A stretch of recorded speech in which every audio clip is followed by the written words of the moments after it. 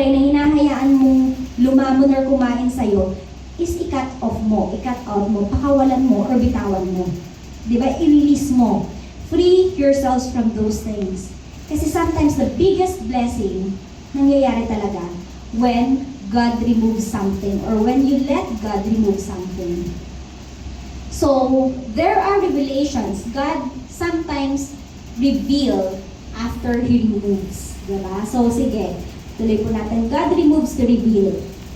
So, ito po, nasa medyo pahuli na tayong part ng pag-aaral natin ngayong hapon na to. Ito naman ay sa John 8:3-11. Sino dito yung hindi pa familiar sa kwento na to?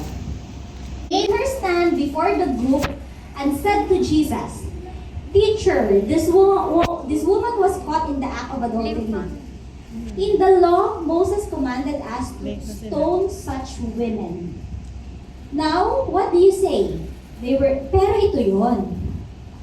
Itong panahon na to, itong panahon po na to, di ba ang sabi dyan, teachers of the law and the Pharisees, di ba familiar naman tayo na ang mga Pharisees nung time tayo, kinakalaban talaga nila ang teachings ni Jesus, di ba? Ang tawag nga nila kay Jesus ay friends of the sinners, di ba? Kasi si Jesus nakikipag-dine in, kasama yung mga tax collectors sa ground. Dahil tigas ka. So hindi natin na-confirm kung ano yung sinulat niya sa ground. Pero ito yun.